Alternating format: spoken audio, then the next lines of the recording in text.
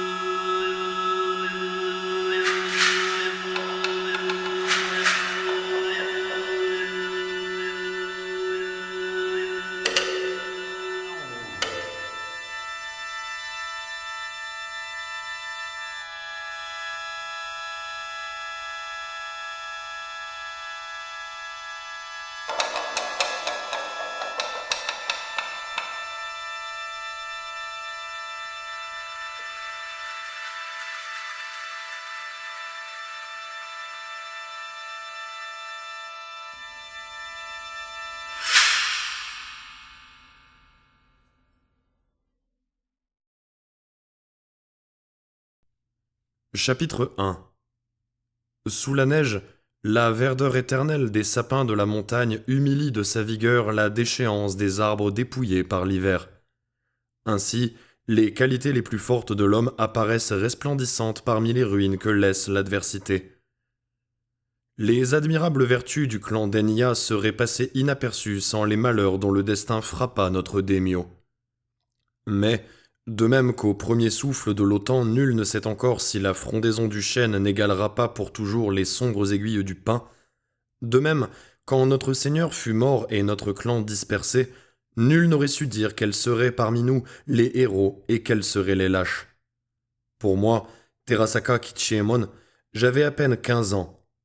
Le sage Hara Mototoshi, après m'avoir gardé plusieurs années comme écuyer, m'initiant à l'art des combats et m'enseignant la voie des samouraïs, m'avait enfin considéré comme digne à mon tour de diriger des troupes et d'instruire des écuyers. Il m'avait proposé pour commander avec lui la garde qui veillerait sur la tombe du prince. À ce moment, la princesse d'Enya, selon la coutume, s'était rasé la tête et, renonçant à ses titres, avait pris pour nom de religion Samuro Rumere Momona Kami, prononciation rituelle des idéogrammes Enyo Seihatsu, qui signifie visage de volupté aux cheveux coupés. Elle s'était retirée non loin du Yedo, dans l'Aro-yama, le mont de protection de la paix, dans le monastère des immortels vêtus de feuilles, où, dans une retraite absolue, elle attendait pour mourir en paix de savoir que l'injustice commise envers son époux avait été vengée. Mais les malheurs arrivent plus vite et demeurent plus longtemps que les joies. L'attente est longue et les soupçons viennent aisément à ceux qui souffrent. Malgré le serment écrit avec du sang par les 63 dans la salle du conseil en la forteresse d'Enya, quelques heures avant la saisie par le Sigun, notre princesse n'était pas sûre, en son cœur, de notre loyauté. Elle voyait que notre clan était aboli, et que notre ennemi, toujours en haute faveur, était entouré d'innombrables gardes. Elle doutait de notre succès, parfois même de notre fidélité, et ses larmes coulaient chaque jour plus amères. Nous-mêmes, dispersés, nous doutions souvent les uns des autres, n'osant nous communiquer nos plans ni les résultats de nos travaux, car nous savions être entourés d'espions par le Khéra, tremblant de crainte. Nous ne pouvions nous comprendre. Seule, notre loyauté indéfectible nous empêchait de renoncer à une entreprise où chacun pensait être le dernier fidèle. Et cependant, le souvenir de notre grand serment aurait dû nous donner plus de foi. C'était moi que le sage Hara Mototoshi avait envoyé en toute hâte auprès du gouverneur de la forteresse et du fief d'Enya, dans la province d'Arima, sur le bord de la mer intérieure, pour annoncer la fatale nouvelle et remettre au prudent Ooshi Guranosuke les dernières instructions secrètes de notre daimyo. Ooshi avait déjà reçu un premier message de notre prince lui ordonnant d'envoyer une expédition contre le fief voisin appartenant au Khéra, afin de punir ce dernier de son insolence. Le gouverneur, quand j'arrivai, était assis dans la salle du conseil, attendant la venue de nos guerriers que les grondements déchirants du grand gong appelaient. Impassible, il écouta les nouvelles, la mort du prince, la prochaine saisie de tous ses biens et la dispersion du clan. Il avait passé l'âge des impulsions aveugles et n'agissait plus qu'après avoir pesé chacune de ses paroles et de ses actions. Mais la flamme de son regard attestait de son émotion. Ainsi, quand, dans les jours les plus clairs, un ouragan s'élève soudainement détruisant villages et moissons, les âmes fortes ne songent pas à gémir ou à se lamenter. Elles s'efforcent seulement de sauver en hâte tout ce qui peut être arraché au désastre. Cependant, les samouraïs entraient déjà l'un après l'autre, nous saluant et s'asseyant silencieusement sur les nattes blanches, attendant, immobiles, que le conseil s'ouvrît. Par les panneaux largement relevés, l'air frais de cette fin de journée passait en souffles successifs dans la salle, apportant jusqu'à nos oreilles distraites les murmures assourdis des écuyers dans la cour au-dessous de nous. Peu à peu, le ciel se teinta d'or, puis de rose. Les collines bleutées s'assombrirent. La campagne verdoyante se noya dans une brume légère. Les ondes retentissantes du bronze ébranlaient toujours le crépuscule. La nuit tomba enfin. Des valets vinrent clore les panneaux de papier et suspendre de grandes lanternes blanches au crochet des murailles. De moment en moment, de nouveaux arrivants pénétraient dans la salle maintenant presque pleine. Ooshi tenait une liste à la main et pointait chaque nom. Ce fut à l'aube grise seulement qu'il fut satisfait et donna un ordre bref. Les grondements du gong s'arrêtèrent.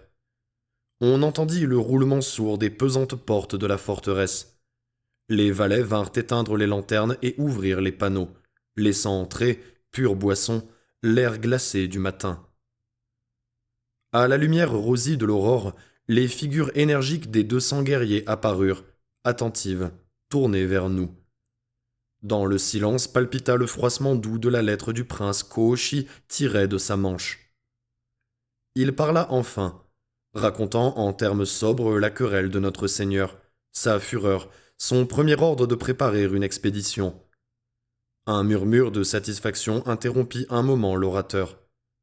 Il reprit, annonçant la décision du shogun, la condamnation et la mort de notre daimyo, la saisie ordonnée de tous ses biens et enfin la dispersion du clan. Un gémissement unanime de douleur et de désespoir furieux ébranla les murailles. Le soleil levant fit étinceler les yeux chargés d'éclairs et les dents grinçantes. Ooshi poursuivit. La loi veut que, notre clan étant aboli, nous soyons maintenant des Ronin, des hommes sur les vagues, dégagés de tous nos serments envers la famille d'Enya.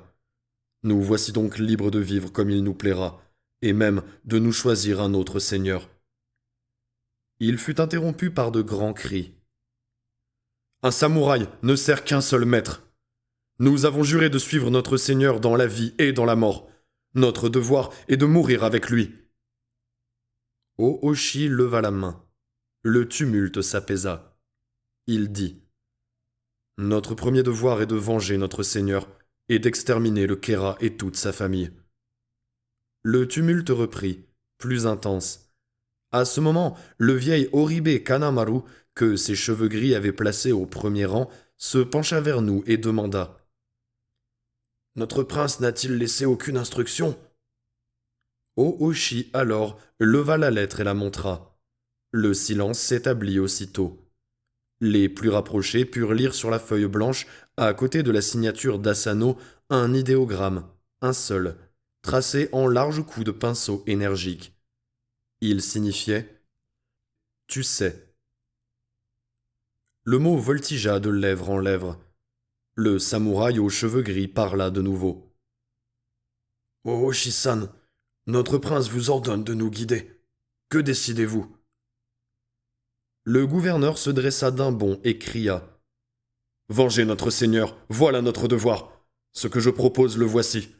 Nous allons jurer de ne reculer devant aucun danger pour tuer le Kera et sa famille. Si nous n'avons pas réussi dans 1 an, c'est que l'entreprise est impossible. Nous nous réunirons alors devant la porte de la forteresse, ceux du moins qui auront survécu au combat, et nous nous donnerons la mort, montrant ainsi à tous notre fidélité. » Une grande acclamation retentit. Il continua. « Je vais préparer un serment écrit avec notre sang. Revenez tous ici demain, à l'heure du tigre, pour le signer. Pour aujourd'hui, nous allons nous partager le trésor du clan. Il ne faut pas qu'il tombe aux mains de nos ennemis. Ceux qui désapprouvent ce plan peuvent parler. » Un moment se passa dans le silence. Il acheva. « Puisque vous êtes tous décidés, hâtons-nous d'agir. Ce conseil est levé. » Sur un ordre, des valets entrèrent, courbés sous des caisses de bois épais qu'ils vinrent déposer devant nous.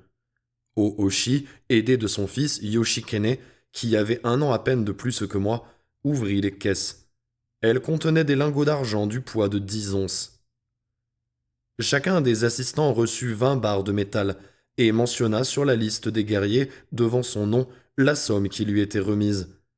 200 ryos, à cette époque, constituaient un capital important qui permettrait aux familles d'Enya de vivre dans l'aisance pendant de nombreuses années. Mais moi, regardant en silence les guerriers quittant un à un la salle, je songeais avec soupçon et fureur. Pourquoi distribuer de l'argent au lieu de distribuer des armes ? Pourquoi ne pas signer dès aujourd'hui le serment au lieu d'attendre demain ? Le temps presse, mais les hommes qui ne sont plus jeunes font toutes choses avec une étrange lenteur. Mon impétuosité présomptueuse, insuffisamment domptée en dépit des leçons du sage Hara, ne distinguait pas le stratagème subtil que voilait cette action si simple en apparence. L'océan est plus difficile à sonder que les mares laissées dans la forêt par les dernières pluies.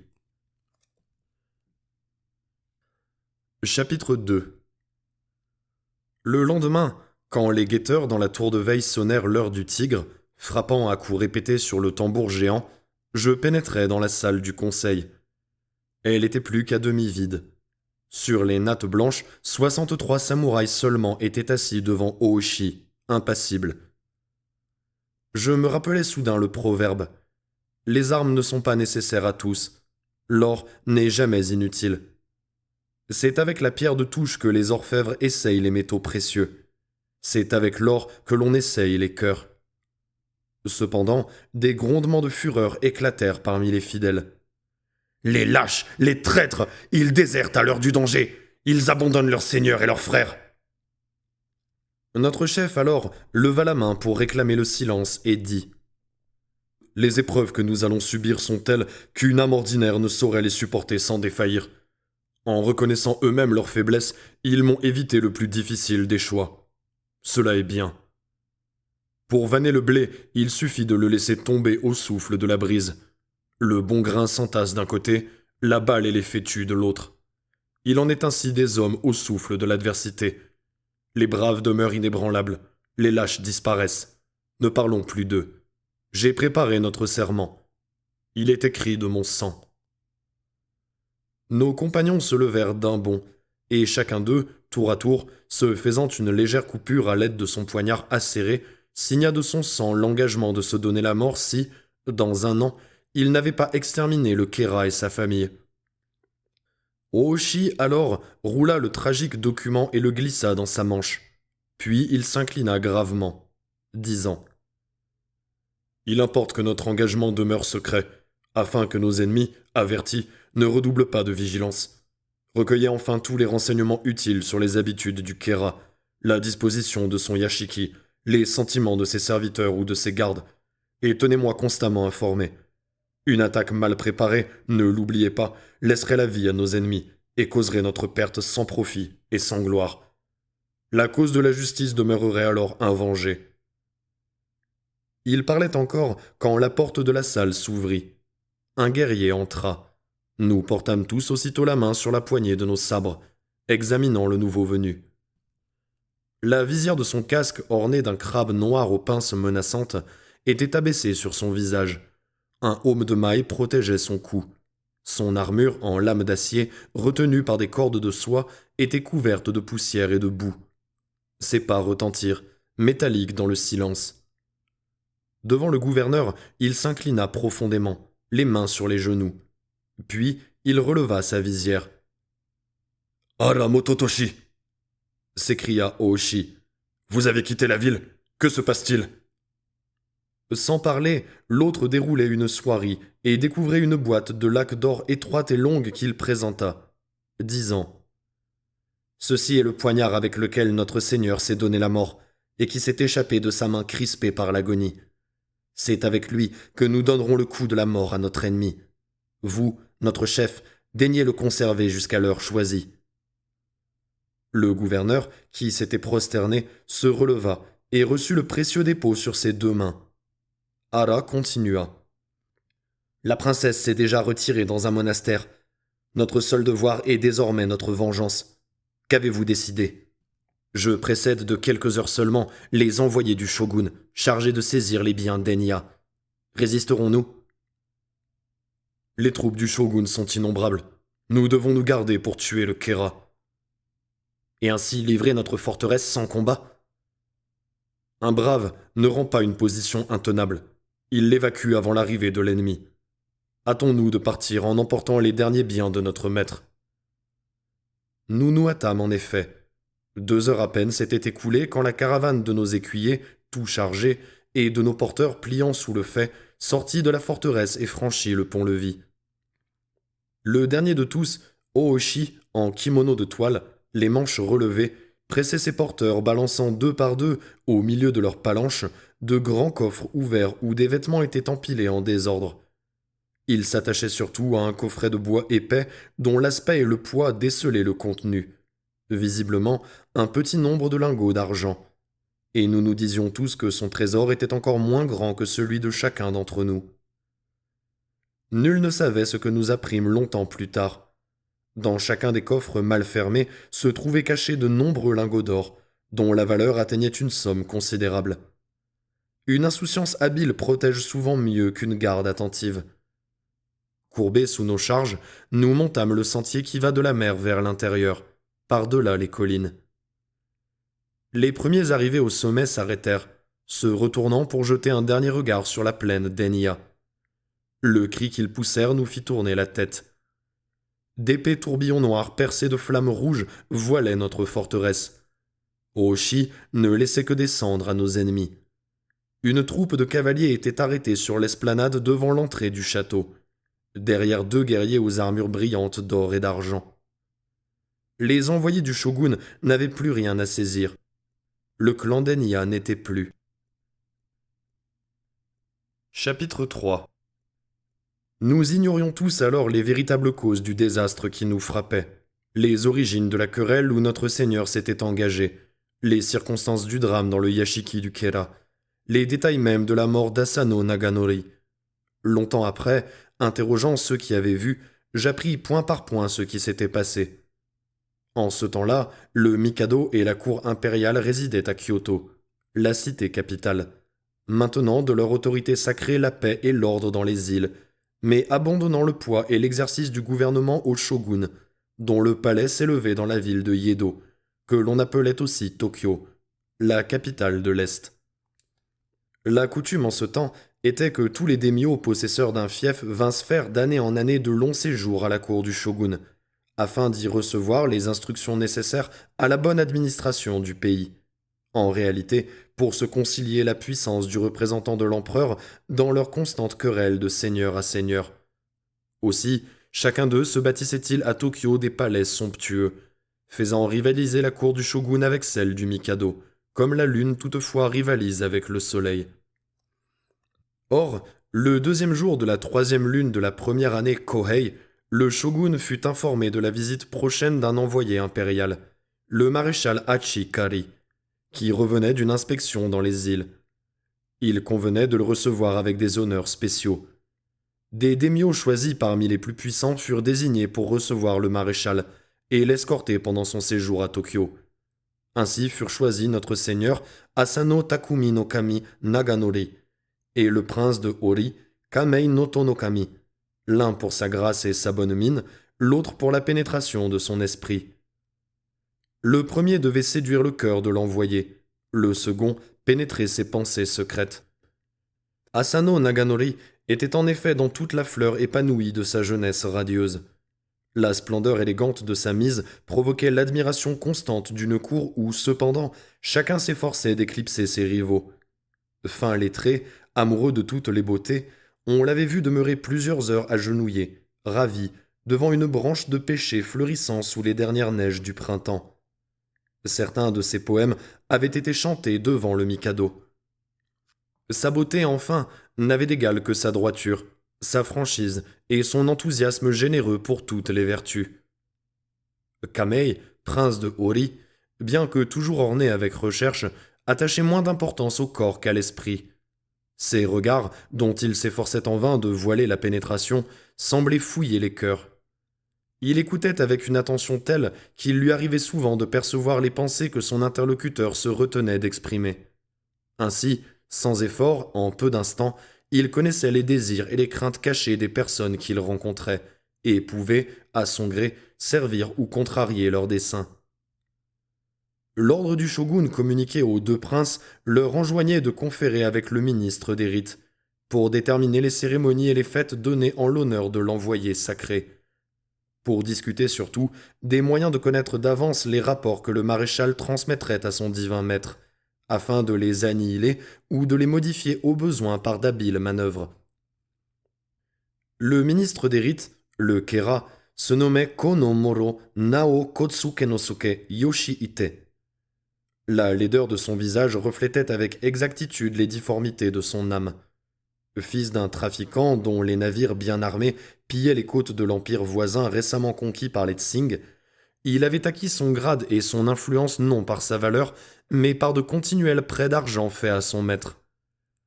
Dans l'espoir d'acquérir plus de dignité en paraissant plus âgé, il laissait sa face dissymétrique se couvrir de poils gris et raides comme ceux du blaireau. Des sourcils hideusement broussailleux rendaient plus creux ses petits yeux qui louchaient. Les 3 feuilles d'érable de ses armoiries récentes s'étalaient, géantes, sur de tristes robes noires.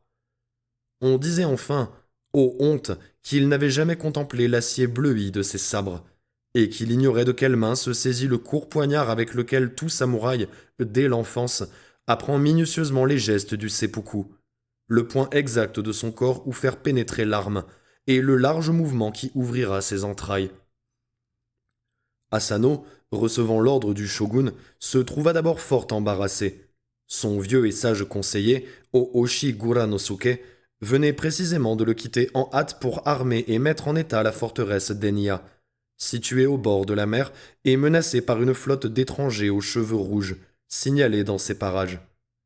Le prince lui-même allait demander une audience de congé quand le destin l'avait désigné. Comment agir? Il résolut de se fier à l'avis du prince de Hori, qu'il alla consulter sur ce point. Kamei, prudent, lui dit qu'il avait déjà préparé les présents d'usage. La règle est qu'un courtisan habile ne doit jamais prononcer de paroles défavorables qui puissent être répétées par imprudence.